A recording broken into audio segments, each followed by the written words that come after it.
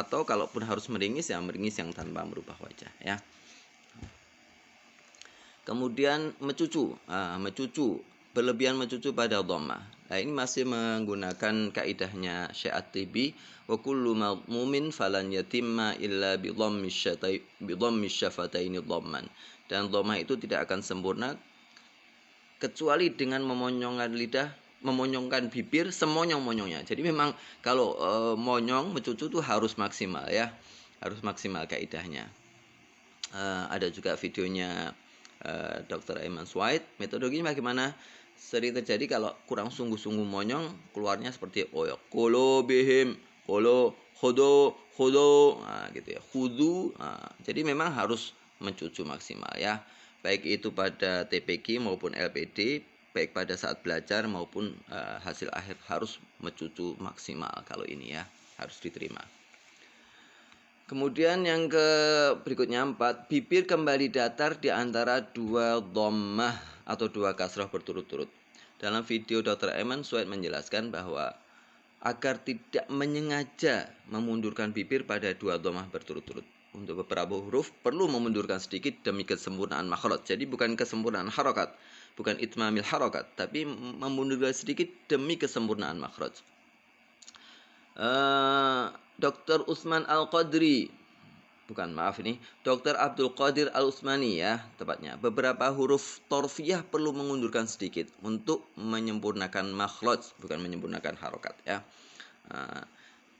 Analisis saya itu huruf-huruf yang mungkin terpengaruh dengan harokat. Harokat wawu, harokat dhammah itu wawu. Jadi akibat monyong ini, makhraj di sekitar bibir ini terpengaruh menjadi kaku, menjadi sempit ya. Makanya huruf-huruf tertentu terpengaruh tuh. Misalnya zu, kalau zu jadi kaku tuh ujung lidahnya. Padahal kalau za itu hampir semuanya nempel ya, za enteng saja. Tapi gara-gara mencucu, zu jadi kaku. Akibatnya seperti terdengar isti'la. Demikian juga dengan sin ya, sin. Ketika monyong jadi kaku itu, su. Nah, jadi seperti isti'la ya. Ini analisis saya. Kaidahnya apa? Dr. Abdul Qadir Al-Usmani juga menjelaskan, pada dasarnya asalnya dua dhammah berturut-turut itu harus tetap monyong pada dasarnya, kecuali untuk huruf-huruf tadi yang memerlukan sedikit mundur untuk menyempurnakan makhraj ya.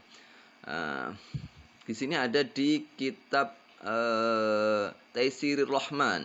Taisirur Rahman disebutkan bahwa harus tetap monyong ketika terjadi dua dhammah yang berturut-turut ya.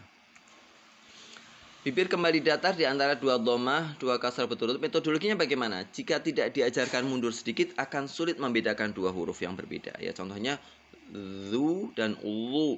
Zu dan ulu. Sebetulnya membedakannya dengan isti'la ya, karena makhrajnya sama, tapi sifatnya berbeda. Demikian juga su dengan su. Jadi bukan di bibir, membedakannya di pangkal lidah. Isti'la. Masih ada potensi anak-anak itu bisa diajarkan istilah dengan benar ya. Ada beberapa kasus anak bisa. Ini mungkin perlu metodologi atau tips teknik bagaimana mengajarkan istilah. Seandainya istilahnya nggak dapat, paling yang salah cuma dua. Ya, antara lu sama lu mungkin sama. Jadi salah kan? Nggak apa-apa. Daripada memaksakan maju mundur untuk semua huruf, ya selain zu sama ulunya juga salah sebetulnya, tapi sifat yang lain, huruf-huruf yang lain yang 26 juga ikut salah, karena itu nggak ada aturannya ya. Nah, jadi usulan kami bagaimana? Tanpa memundurkan. Paling yang salah, yang susah dibedakan zu sama ulu saja gitu. Su sama su saja, dua itu saja yang paling susah dibedakan ya. Yang lain ya memang udah jelas beda, nggak perlu nggak perlu dipikirkan lebih lanjut ya, nggak perlu disiapkan lebih lanjut, nggak perlu dibikin kaidah-kaidah yang lebih rumit untuk yang lain-lain ya. Jadi untuk semua baik TPQ ketika belajar maupun finishing tanpa memundurkan, biarkan aja anak-anak seperti itu. Khudu ya khudu, monyong terus ya. Nah untuk LPD mungkin perlu diajarkan untuk beberapa huruf perlu mundur sedikit, hanya beberapa huruf kan sedikit, hanya 4-5 huruf yang bisa diajarkan, dan itu untuk LBD saya kira sanggup ya, mampu ya. Bibir kembali datar pada saat sukun, bukan mat. Nah, kalau sukun memang aturannya, kaidahnya itu mengundurkan diri ya. Summum bukmun yufahum la yarji'un. Nah, semuanya balik ya. Itu kaidahnya ada di